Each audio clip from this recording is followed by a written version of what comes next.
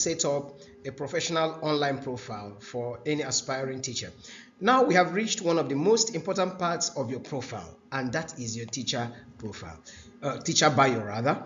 If your profile photo gets people to click on your profile, then your bio is what convinces them to stay on your profile. Unfortunately, many teachers treat their bio as an afterthought. Some write only one sentence and stop. Others copy and paste generic descriptions from the internet.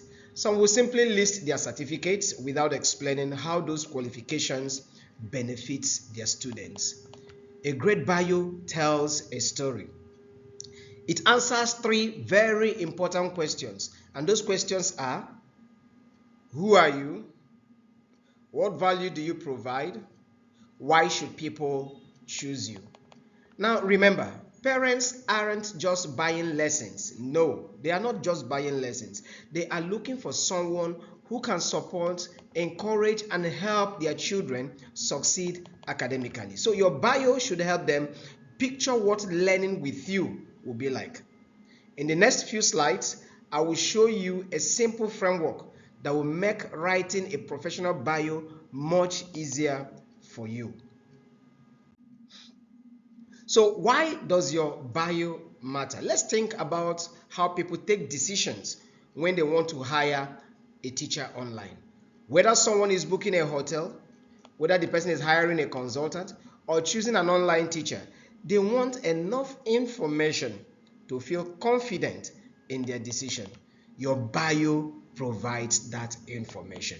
So a strong bio builds trust because it introduces you as a real person, not just a name on the screen. It demonstrates your expertise. It communicates your teaching style. It also shows your passion for education.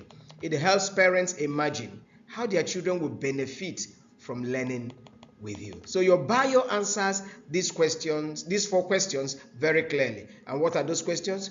Who are you? The first question is, who are you?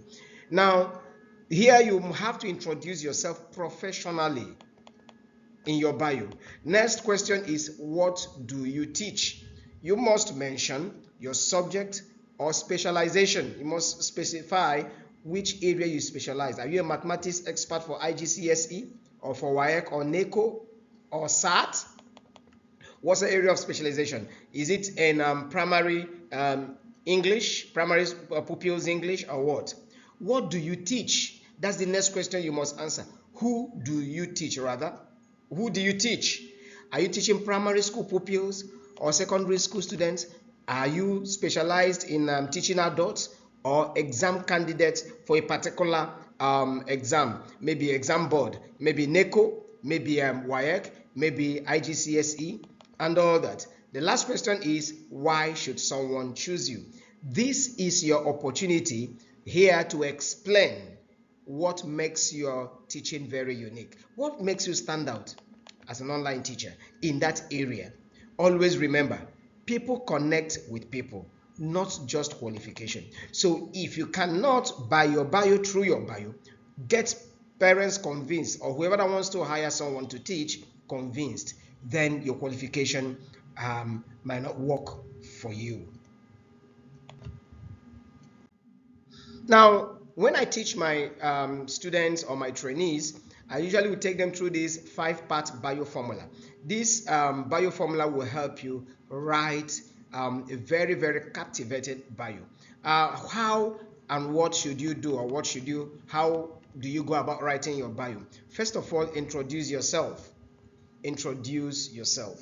Secondly, mention your qualifications. The third thing you should do is to explain who you teach. The fourth thing is to describe your teaching style. How do you teach? Do you teach with patience? Is your teaching research-based? Is your teaching result-based? Is your teaching project-based? Describe your teaching style. End with an invitation. Invite whoever that is reading your profile to hire you and test out or try out what you can do. So these are the 5 bio formula you should apply when you are writing your bio. Now let's exemplify it. Let's just give an example of a sample bio based on the formula I've given earlier.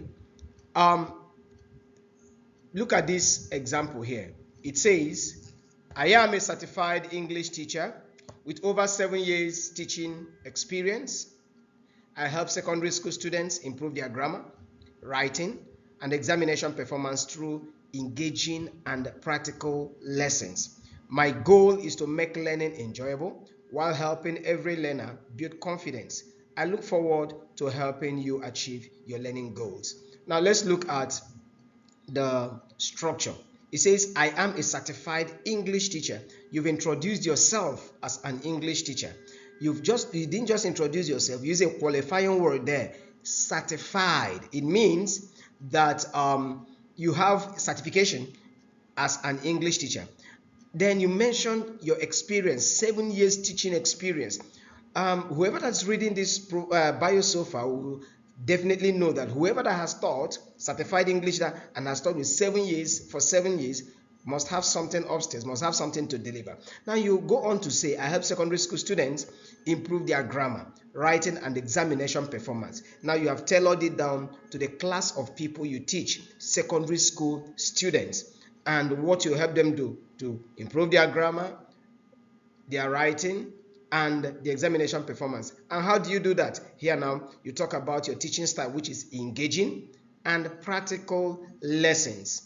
Then finally, you go on to say, my goal is to make learning enjoyable. So that, try to buy the student you want to that wants to hire you over, because they will now say, okay, I'm going to enjoy learning from this person.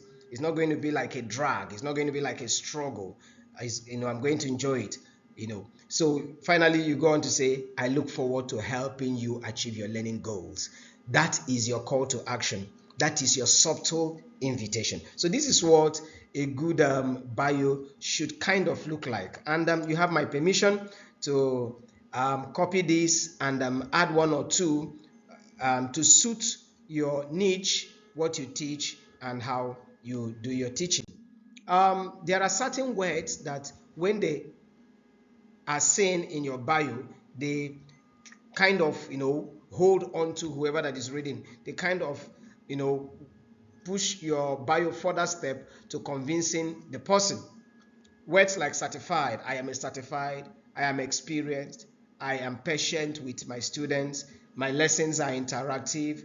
You mentioned this word professional, qualified, I personalize my classes, student-centered, result-driven, passionate, engaging, supportive, dedicated. So these are words that will help you, get very good attention from whoever that is reading your bio. So these are words that will help you, get the attention of whoever that is going through your bio. Now, these are mistakes you should avoid in your bio. One, your bio should not be too short. Your bio should not be too short. Don't just write, I am an English teacher, and you stop there and you call that a bio. No, that is not a bio. It's not telling any story about you. While this is true, it tells parents almost nothing. It doesn't explain your experience. It doesn't talk about your teaching style or who you teach. Number two, they make the mistake of having their bio being too long. Avoid a long bio. Parents don't have time to read several paragraphs about your childhood or every job you've ever had. Keep your bio concise, relevant, and focus on the learner, what the learner stands to gain from you. Now, the third mistake that some people make is in their grammar and spellings. Your bio is your first writing sample. If you're applying to teach English or any subject, grammar mistakes immediately reduces that confidence from parents. So always proofread your bio before publishing it. If you can't just decide whether the grammar is okay or not, ask a second person, ask a third person, or use grammar apps like Grammarly to check the correctness of your grammar. Then mistake number 4, is making it all about yourself. Your bio should not be all about yourself. Yes, you should mention, your qualification, who you are, and all that. But your bio should be student-centered. So instead of saying, I have a bachelor's degree and a master's degree, that's all about yourself. You can say something like, my training and classroom experience enable me to simplify difficult concepts and help students build confidence. Always connect your qualifications to students' outcome. That is what it's supposed to be. Your bio should carry a personality. That's the fifth mistake people make when it does not carry a personality. Parents aren't only hiring knowledge. They are not just hiring certificates. They are hiring someone who will interact with their child every week. Let your warmth and enthusiasm show in your bio. Let it show in your writing. Error number 6, or mistake number 6, when your bio does not have a call to action, when it does not have an invitation for you to be hired. Someone can read and forget that the purpose of your bio is to actually have you hired. So always end your bio with a friendly invitation. For example, I'd like to help your something like, rather, I would like to help you achieve your learning goals. I look forward to meeting you in class. That simple sentence or 2 sentences makes your profile feel welcoming. You understand that? So that is what it should look like. All right, so that brings us to the end of module 2. So let's look at module 3. We have learned in module 2 how to create trust through bio. Module 1 we talked about how to choose your niche, what your appearance should be, and all that. So in this particular module now, we'll be talking about how to record an introduction video. How to record an introduction video. If your profile photo creates the first impression and your bio builds interest, then your introduction video builds trust. Parents want to know what you sound like. Are you confident? Are you friendly? Is there warmth in your expressions? Can you explain things clearly? Will my child or would my child learn from you? These are important questions to parents. So a short video answers all these questions in a way that text can never do. Think of your introduction video as your personal interview. Before a platform invites you into a student's home, parents want to meet you via your video. The good news is that you don't need an expensive camera or a professional studio to do that. A smartphone, good lighting, a quiet environment, and a clear message are enough to create an excellent introduction video. Remember this, people don't expect perfection. They expect professionalism and authenticity. Welcome to module 3. All right, so why does your introduction video matter? Your introduction video matters because parents don't only buy lessons. Parents buy confidence. Parents buy, I repeat it again, they buy confidence. Through your introduction video, parents can hear your voice. They can observe your confidence. They can see your personality. Students can begin to imagine what lessons with you will feel like. An introduction video also demonstrates communication skills. It shows how relatable you are, an essential quality that every teacher should have.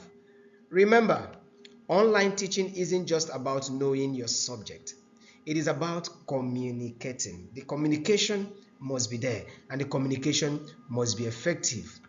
Very effective. A good video reassures parents that you will be able to engage their child during lessons. A teacher who fails to engage a student is already failing in that lesson. So engagement will be evaluated by parents through the introduction video. Now, many teachers ask me, what exactly should I say in my introduction video? The answer is simple. Just follow these 7-step structure and you will get everything right. Begin with a warm greeting. For example, hello, thank you for visiting my profile. Smile naturally as you make the presentation. Number 2, introduce yourself. Step 2 is to introduce yourself. State your name. Mention your subject. For example, you can say, my name is Grace Johnson. I am an online mathematics teacher. Step 3, share your qualifications. Mention your experience briefly. For example, I have over 6 years experience of teaching, helping secondary school students prepare for WAEC examination. That is your experience. That also states the class of students that you work with. Step number 4, explain what you teach. Mention your subject, the age group, or specialization. Then step number 5, describe your teaching style. Explain what students can expect. For example, my lessons are interactive, engaging, and tailored to each student's learning pace. Step number 6, explain the benefits. Tell viewers what students will gain from you. For example, mention that they will gain greater confidence, better grades, improved communication, strong understanding, and all that. Then step number 7, end with an invitation. Just like what you did in your bio, in your introduction video as well, ensure that you end very warmly with an invitation. For example, you can say, I'd love the opportunity to help you achieve your learning goals. I look forward to seeing you in the class. This simple structure keeps your video organized and professional.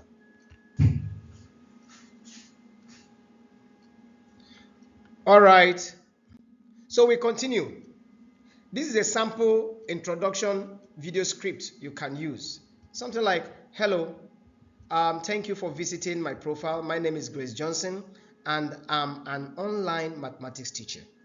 I have over 6 years of teaching experience helping secondary school students prepare for WAEC and IGCSE examinations, Cambridge and Edexcel. My lessons are interactive, engaging, and tailored to each student's learning pace. My students always gain confidence and good mastery of mathematics. I'd love the opportunity to help you achieve your learning goals. I look forward to seeing you in the class. Now, this is a perfect script which you can tweak, here and there, add your subject, maybe change the name, the class of students or the nature of students you work with to suit your own need for a video script. So you can take this down and use it for your own video. Now, let's talk about the technical side of recording your video. The good news is that you don't need expensive gadgets. No. Here are a few practical tips you should consider. Lighting.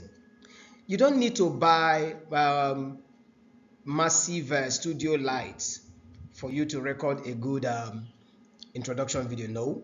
You can face an open window if possible. Natural light is one of the best free tools available.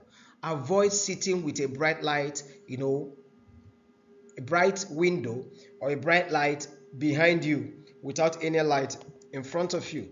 That will create shadow on you, and your face will not be properly seen. Number 2, your camera position.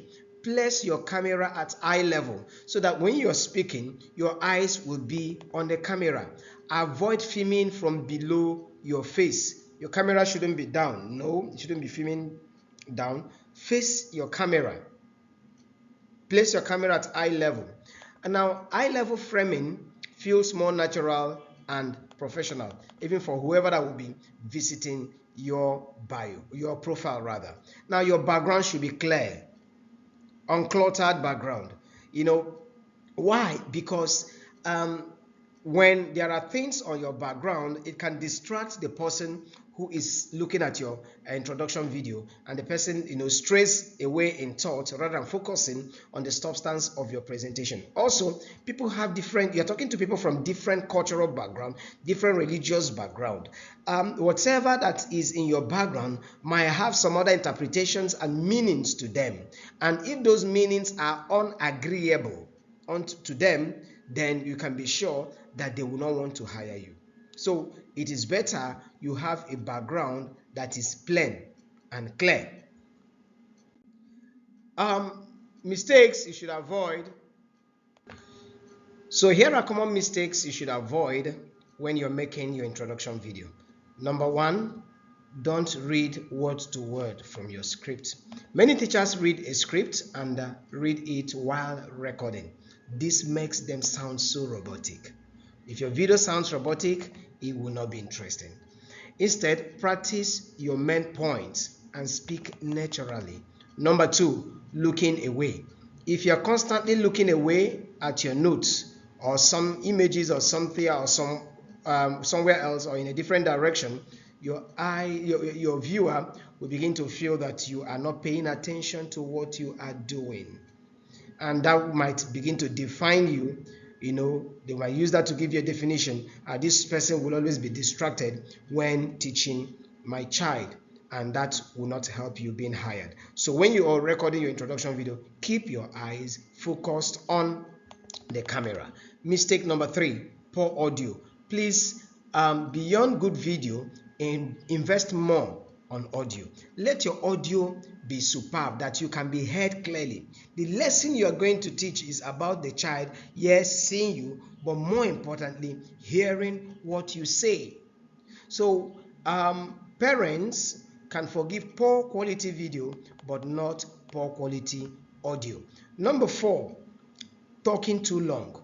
You don't need to be so verbose in your video. Be precise and direct. Make your point and go on. Leave viewers wanting to know more about you, and that will prompt them to hire you. Mistake number five, speaking without energy. When you are speaking as a teacher, your speech should carry some strength. It should carry some energy, which your viewers should feel. They should see that enthusiasm in you. They should see authority in your speech, in your introduction video. They should see that. So if your speech does not carry authority, does not carry energy, you don't speak clearly, you don't smile while you're speaking, then be very sure that these might hurt your video. So I think with this, we've come to the end of this module, come to the end of module 4.